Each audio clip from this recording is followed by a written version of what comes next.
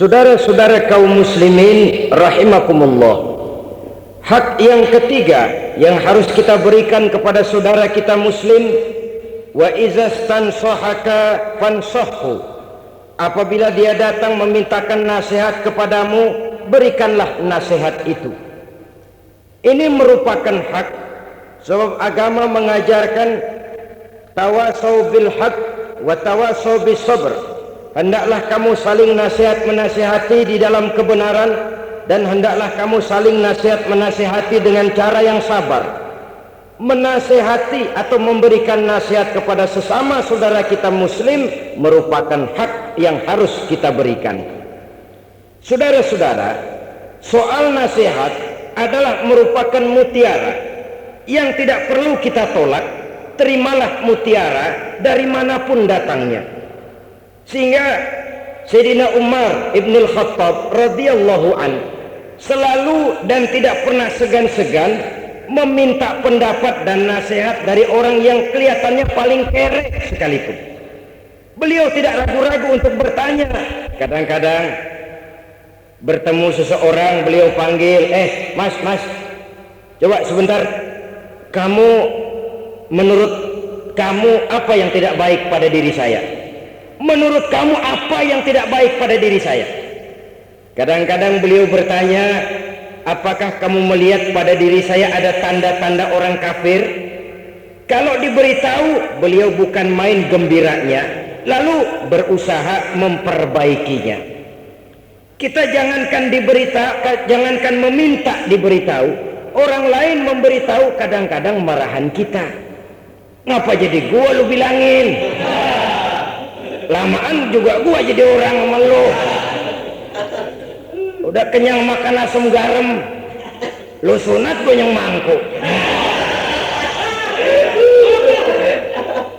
Saudara-saudara, inilah salah satu letak kekeliruan kita, menolak mutiara hanya oleh karena dia datang dari orang-orang yang statusnya di bawah kita, yang levelnya kita anggap rendah, kita anggap remeh, kita anggap kere.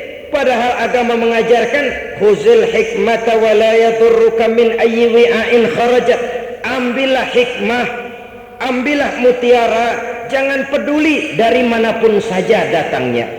Sikap objektif, walaupun itu diucapkan oleh seorang budak yang hitam legam, kalau memang merupakan satu kebenaran harus kita ambil. Dan lebih daripada itu, setiap kita dalam menghadapi persoalan pada waktu tertentu ketika menimpa diri kita, kita buntu, kita perlu nasihat, kita perlu pandangan, kita perlu saran dari orang lain. Sama juga orang kelilipan matanya. Kalau orang lain kelilipan, gampang benar kita tiupin. Tapi giliran kita kelilipan, bukankah kita perlu orang lain untuk niupin mata kita? Seperti juga tukang cukur, pada saat rambut orang lain panjang, dia bisa betul dan ahli sangat menataknya. Tapi giliran rambut dia sendiri yang panjang, dia perlu bantuan orang lain untuk merapikannya. Begitulah kehidupan ini.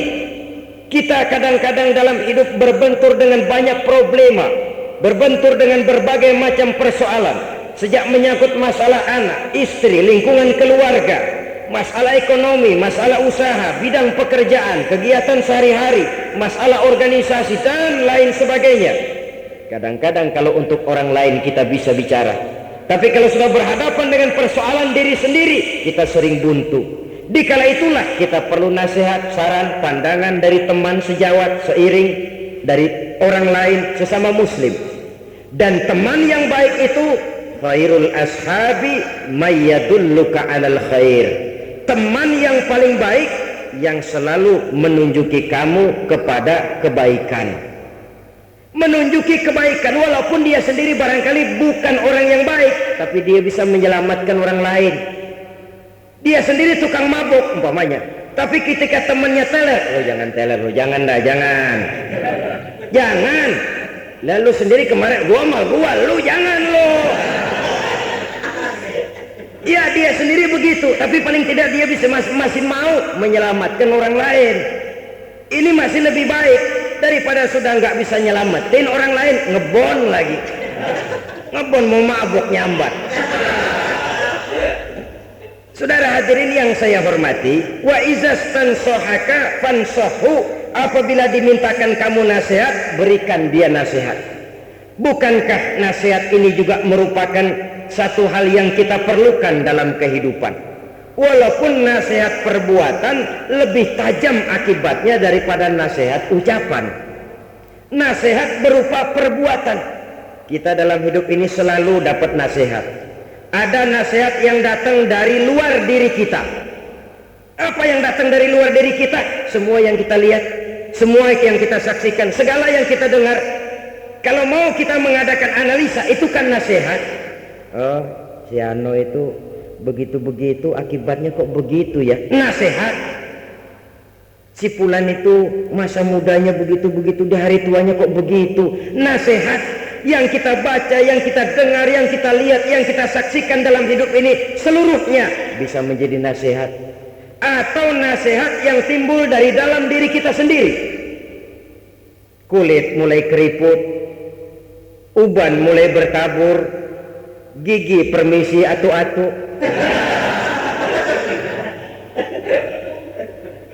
Saudara-saudara kaum muslimin rahimakumullah, ini juga merupakan nasihat. Wa man nu'ammirhu nunakkishu fil khalqi afala ta'qilun. Siapa yang kami panjangkan umurnya, kami kurangkan bentuk kejadiannya, apakah tidak mereka memikirkan problema itu? Tidakkah mereka melihat gejala itu? Dipanjangkan umur, dikurangi nikmat. Tidak ada orang makin tua makin cantik. Tidak ada orang makin tua telinganya makin tajam, matanya makin awas. Tidak, segalanya nunakkishu fil khalqi. Kami kurangi dan kami kurangi. Kalau di kala remajanya orang berbisik dia dengar. Di hari-hari mendekati tuanya, bahkan di hari tuanya kita teriak di kupingnya masih mendelik. Oh. Nunakkishu fil khalqi. Kami kurangi. Saudara-saudara kaum muslimin rahimakumullah, itu seluruhnya merupakan nasihat. Jangan sampai termasuk jenis tua-tua keladi, makin tua makin menjadi, tua-tua kelapa makin tua makin berminyak. Tidak juga sadar akan nasihat yang ada di dalam dirinya. Perubahan dalam dirinya tidak menyebabkan perubahan cara berpikirnya yang akan membawa kepada perubahan dalam gerak dan gaya hidupnya. Itu seluruhnya sekali lagi merupakan nasihat yang timbul dari dalam diri kita. Orang yang beriman sebagai muslim sadar dan sadar. Uban mulai bertabur, kulit mulai keriput, gigi mulai permisi, bersih sekali. Paling-paling yang kuat dimakan agar-agar mau ngolong-ngol.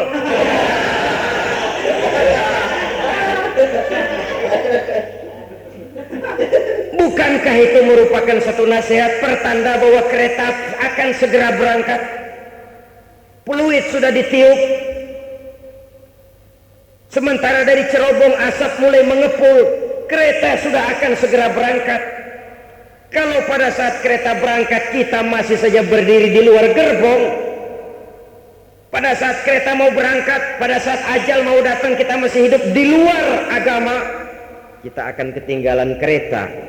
Akibatnya sudah bisa dibayangkan, kita akan tersesat, terlantar, orang lain sampai ke tujuan, kita masih bengong nungguin kereta, padahal kereta sudah berangkat, kita yang tertinggal.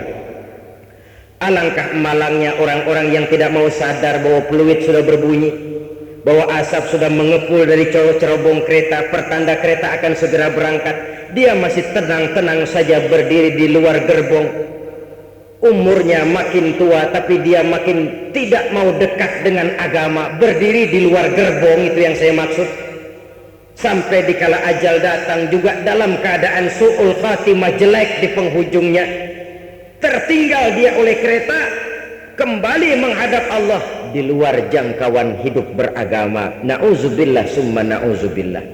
Maka saling nasihat menasehati hendaknya di dalam kebenaran, jangan di dalam kebatilan. Kalau mau rusak, jangan merusak, rusaklah sendiri. Tapi kalau mau jadi orang baik, harus memperbaiki. Rusak tapi masih mau memperbaiki, lebih baik daripada sudah rusak, merusak lagi, tidak mau memperbaiki. Nasihat menasehati di dalam kebaikan dan di dalam kebenaran dengan cara yang sabar. Jangan nasihatin juga tapi urusan yang munkar. Kalau mau bongkar rumah dia jangan jam 11, dia masih melek. Oh, nasihatin nih jam 2 dah.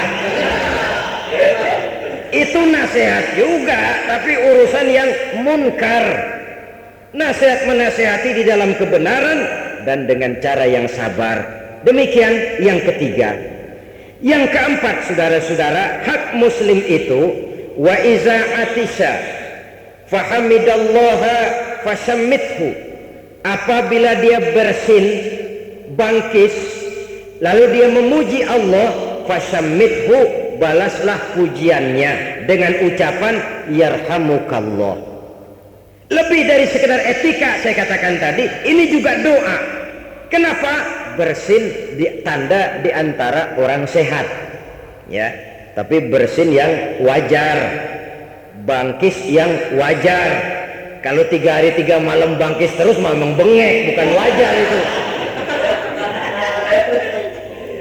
Apabila dia bersin, yang bersin mengucapkan alhamdulillah. Kenapa? Itu nikmat.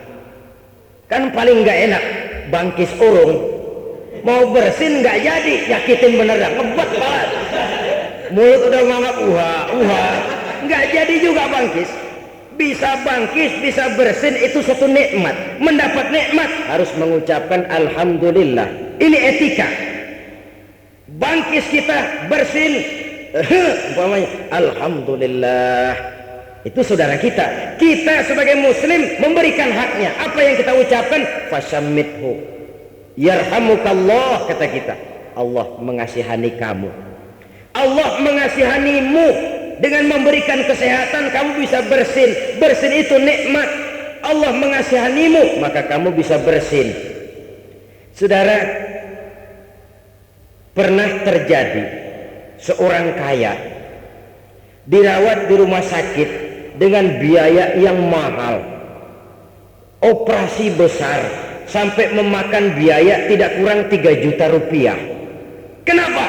Cuma soalnya satu saja, tidak bisa buang angin.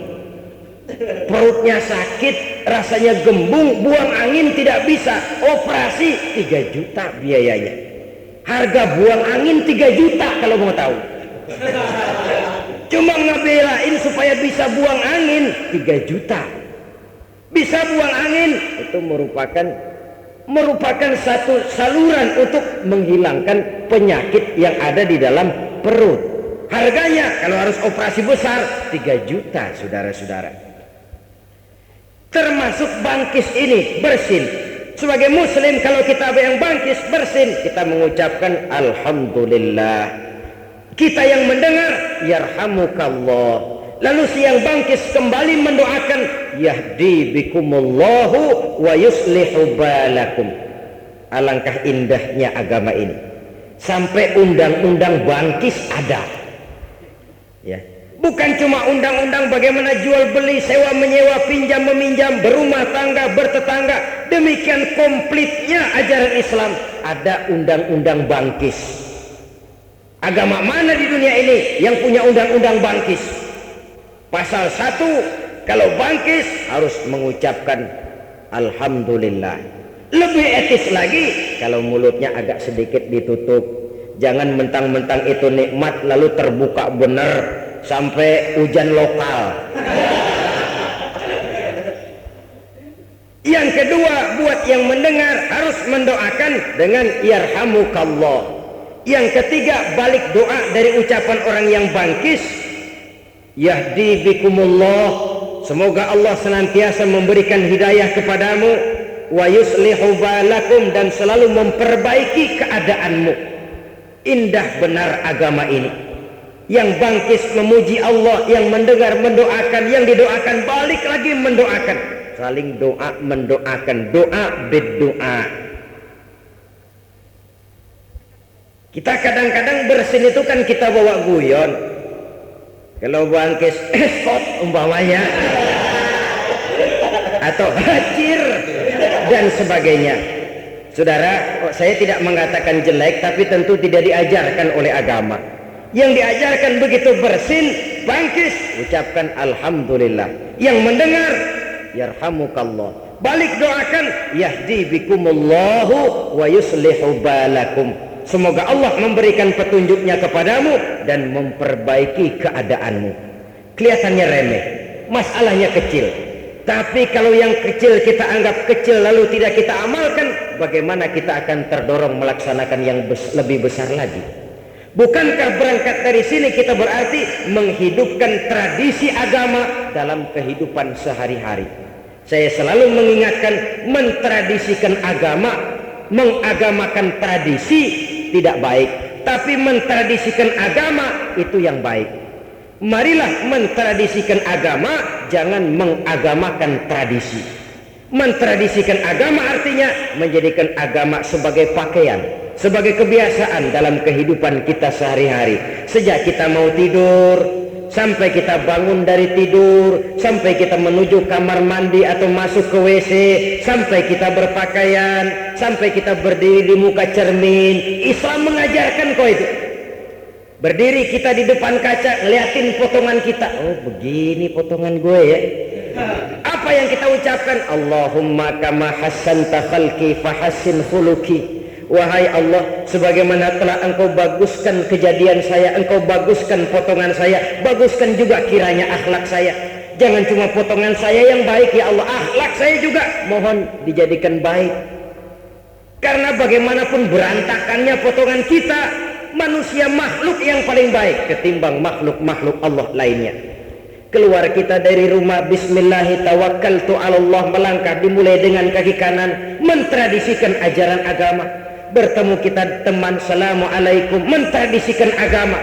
Bersin kita, alhamdulillah, mentradisikan agama. Jangan mengagamakan tradisi.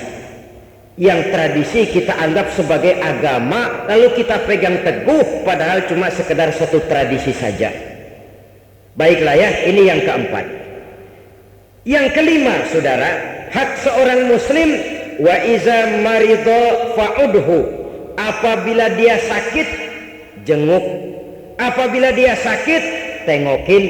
Ini hak yang sakit dan kewajiban kita yang hidup. Biasanya orang mah bagaimana kita? Kalau kita tidak mau menghormati orang, jangan harap orang akan mau menghormati kita. Kalau kita tidak bisa menghargai pendapat orang lain, jangan mimpi orang lain akan mau menghargai pendapat kita. Kalau kita tidak mau pada suatu saat dipimpin, jangan berharap pada suatu saat kita akan bisa memimpin. Biasanya orang mah bagaimana kita. Nah, anak-anak kita biasanya bagaimana kita. Sehingga pepatah bilang, ma fil aba fil abna. Bagaimana orang tua, kadang-kadang begitu anaknya. Artinya orang kampung kita bilang, kacang nggak buang lanjaran. Pepatah Belanda bilang, buah apel jatuhnya tidak terlalu jauh dari pohonnya. Buah apel jatuhnya tidak terlalu jauh dari pohonnya. Rasanya tidak mungkin buah apelnya di Jakarta jatuhnya tuh buah di Bogor, tidak mungkin. Suatu hal yang mustahil. Buah apel jatuhnya tidak terlalu jauh dari pohonnya. Artinya kelakuan anak-anak biasanya nggak terlalu jauh dari bagaimana orang tuanya. Bagaimana sikap orang lain kepada kita, bergantung sikap kita kepada orang lain itu. Karena itu dalam Islam bukan saja yang muda harus menghormati yang tua, tapi juga yang tua harus sayang kepada yang muda. Nah, kalau yang muda nggak mau sayang, kalau yang tua nggak mau sayang kepada yang muda, jangan heran yang muda juga nggak mau ngormatin yang tua. Kenapa? Seri. Orang makan bagaimana kita. Saya ulangi ini.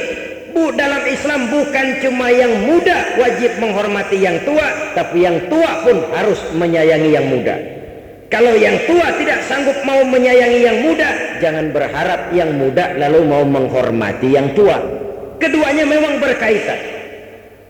Begitulah dalam kehidupan ini, kalau kita ada teman sakit, rajin nengokin, maka insya Allah pada suatu saat jika kita kena musibah, jika kita yang sakit, teman juga rasanya merasa kehilangan. Si Fulan kemana? Sakit. Sakit apa? Ayo tengokin. Berangkat. Tapi kalau kita sendiri malas, Si fulan kemana? Sakit. Udah lama? 3 minggu. Keadaannya bagaimana? Ya enggak, tapi payah sih. Biarin dah, masih lamaan dia hidup. Biarin dah. Saudara, nengokin orang sakit tentu dengan etika. Ini namanya termasuk takziah nih. Nengokin orang sakit, takziah. Ikut berduka cita, ikut merasakan beban penderitaannya. Kalau tahniah, bersuka cita, kita kondangan ke resepsi, biasanya bawa kado, bawa hadiah, ikhlas karena Allah, tidak karena mengharapkan dia nanti bakal, kalau kita punya hajat bakal ngasih seperti kita ngasih, tidak. Maka kita bertakziah ini, nengokin orang sakit, yang penting kita datang saja nengokin, itu sudah merupakan sugesti. Ya Allah, dia nggak lupa kok sama gue. Ya Allah, dia ingat kok. Datangnya saja sudah merupakan obat. Terlepas dari apapun yang dia bawa, karena memang orang sakit kan nggak boleh makan bebas. Kita kadang-kadang terbalik, giliran dia seger, nggak pernah kita ngasih makanan. Mantak dia sakit, apa aja kita tawarin. Lu mau makan anggur? Apel. Giliran lidahnya pahit, dadakan apaan aja ditawarin. Waktu dia sehat, apa kata kue simpring diumuatin. Baru kita tawarin makanan enak, giliran dia sakit. Ya tapi itu toh baik. Hanya saja alangkah idealnya dalam keadaan sehat, dimana walaupun makanan enak, tapi kalau kagak enak makan buat apa? Lebih baik enak makan walaupun makanannya sederhana. Enak makan sama makan enak lain, saudara. Makan enak, makanannya yang enak. Enak makan, ya memang lagi kemaruk kalau orang kampung bilang. Yang enak yang mana? Yang dua-duanya enak makan, makanannya enak. Nah itu nyetel tuh. Emang lagi enak makan, makanannya enak lagi, nggak nyisa dah. Sebaliknya enak makan, makanannya sederhana, masih habis juga, lumayan. Makanannya enak, tapi nggak enak makan, sakit deh tuh. Buat apa banyak makanan enak kalau kita nggak enak makan? Kita emang cerdik sih, giliran orang nggak enak makan, apaan aja kita tawarin. Lu sakit ya, emang pengen makan apa? Cempedak, duren. Giliran dia ampek, bengek, apa aja ditawarin. Saudara-saudara kaum muslimin rahimakumullah, kedatangan kita sudah merupakan sugesti. Belum lagi doa. Sakit apa? Oh, mudah-mudahan cepat sembuh, ini penyakit ringan kok. Insya Allah 2-3 hari lagi sudah keluar dari rumah sakit ini. Walaupun jenis penyakitnya berbahaya umpamanya, tapi ucapan itu sudah memberikan sugesti, dorongan untuk sembuh. Dan sugesti itu sudah separuh daripada obat zohir. Walaupun penyakitnya bahaya, jangan nengokin orang sakit jujur. Sakit apa? Ini nih perut gak. Oh emang teman saya kemarin begini nih, mati.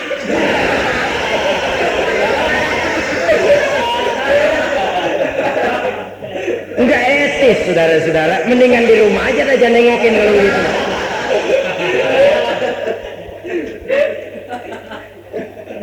Omongan yang enak saja itu sudah merupakan satu doa yang tersendiri, yang merupakan sugesti bagi kesembuhan orang yang sakit. Bahkan kita tahu dari sejarah bagaimana Rasul diludahi oleh orang kafir, tapi pada saat orang kafir itu sakit, Rasul lebih dulu, Rasul yang lebih dulu nengokin. Bukan Abu Jahal, bukan Abu Lahab, sehingga orang kafir tadi tersentuh hatinya, insaf dan sadar akan kejelekan perangainya, masuk Islam di hadapan Rasul, cuma oleh karena pada waktu dia sakit ditengoki oleh Rasulullah Shallallahu Alaihi Wasallam. Pengaruhnya, saudara-saudara, kalau kita lagi ngawinin anak, yang datang gampang kita lupa. Kenapa? Kita dalam suasana gembira. Tapi kalau kita lagi sakit, semua yang datang kita ingat benar, kita ingat terbayang satu demi satu. Orang yang mengingat kita dikala kita sedang mendapat kesulitan akan jauh lebih kita ingat daripada orang yang menghubungi kita pada waktu kita dalam keadaan senang. Kenapa? Dalam kondisi senang kita tidak begitu banyak berpikir macam-macam, tapi dalam kondisi prihatin, sakit, kita memerlukan teman, mereka datang, itu yang kita ingat benar. sehingga kesannya lalu tertanam dengan dalam di lubuk sanubari kita, sehingga ini akan membawa akibat lebih eratnya nilai tali silaturahmi di antara sesama kita. Wa iza maridho fa'udhu, apabila sakit tengokin. Tapi ini ukuran maksimal. Yang saya maksud maksimal, jangan nengokin temen giliran dia sakit saja. Ini maksimal. Maksud maksimal, kalau teman sakit sampai nggak nengokin, emang kebangetan dah. Itu maksimal. Artinya apa? Bersilaturahmi, kunjung mengunjungi, tidak cuma pada waktu teman sakit, tapi merupakan satu keharusan di dalam kehidupan kita. Jangan sampai menunggu teman sakit. Kapan sih lo mau main ke rumah gue? Ntar deh ya kalau lo sakit. Ya tentu tidak mungkin seperti ini, saudara-saudara. Kita adalah makhluk sosial, makhluk yang hidup bermasyarakat. Setiap kita perlu kepada yang lain. Bahkan hidup akan terasa nikmat karena banyaknya orang lain di sekeliling kita. Tidak seorang pun di antara kita yang mampu menutupi kebutuhan hidupnya secara sendiri. Jadi oleh karenanya, teman dengan teman itu harus saling memerlukan. Mudah memang mencari teman di meja makan, kata nyanyian. Mudah memang mencari teman yang bisa diajak tertawa. Mudah memang mencari teman yang bisa diajak senyum. Sampai penyair Arab Syauqi mengatakan, in zada mali kullun nasi khulani wa in qalla mali fala khillun yusahibuni. Kalau duit saya lagi banyak, siapa aja mau nemenin saya. Kalau kita lagi basah, siapa aja datang. Kalau kita lagi banyak rezeki, siapa saja ngaku saudara. Yang kita nggak kenal, ketemu baru tumben manggil encing. Ketemu baru itu encing kita dipanggil. Giliran kita lagi basah, tapi lagi kering, paceklik, bangkrut, bangpak, laler, oga nemplok. Laler sekarang ngerti juga orang berduit. Saudara hadirin ma'asyiral muslimin rahimakumullah, wa iza maridho fa'udhu, apabila sakit tengokin. Lebih-lebih kalau dia kondisinya miskin. Jangan kalau yang sakit kaya rame-rame, kalau perlu charter bis nengokin ke rumah saya. Kenapa? Yang sakit bos. Tapi giliran yang sakit kere, yang nengokin atu. Kalau nggak pakai bajai ngetuk, terbalik, saudara-saudara. Iya, bos perlu ditengokin, tapi yang posisinya lebih susah dari kita, lebih perlu kita tengokin. Nengoknya kita sudah merupakan obat bagi dia. Yang keenam, yang terakhir, hak seorang muslim, wa iza mata fattabi'hu, apabila dia mati iringi jenazahnya. Kata Nabi, apabila kita datang nengokin orang meninggal, takziah, kemudian ikut nyembayangin, kemudian ikut ngantar ke kubur, maka dia akan mendapat pahala yang berat timbangannya 2 kali Jabal Uhud. Jabal Uhud satu bukit besar di Saudi sana, timbangannya 2 kali Jabal Uhud. Saudara-saudara kaum muslimin rahimakumullah, sejak takziah, ngikut nyembayangin, mengantar jenazah ke kubur, sampai selesai upacara penguburannya, diberikan pahala dengan timbangan seberat 2 kali Jabal Uhud. Sesuatu yang sangat luar biasa. Takziah, dia yang sudah meninggal memang tidak lagi bisa melihat kita secara zahir, tapi dia tahu, karena orang Islam mati bukan mati kayu, mati yang selesai lalu selesai begitu saja. Tidak. Karena itu mari kita jadikan satu kebiasaan, membantu keluarga yang mendapat musibah dan kesulitan menurut yang kita mampu. Takziah dengan adab, malam keluarga yang ditinggal kita tunggui dengan omongan nasihat yang baik, mentradisikan agama, membaca ayat-ayat suci Al-Quran, menghibur hati yang masih hidup dan mengiringi yang sudah wafat dengan iringan doa. Sehingga dengan demikian baik hubungan kita kepada yang masih hidup dan baik juga hubungan kita kepada yang sudah meninggal. Inilah yang kita bicarakan pada pertemuan ini, agak singkat barangkali, namun mudah-mudahan ada manfaatnya. Terima kasih atas segala perhatian, mohon maaf atas segala kekurangan. Usikum wa nafsi bitaqwallah. Wassalamualaikum warahmatullahi wabarakatuh.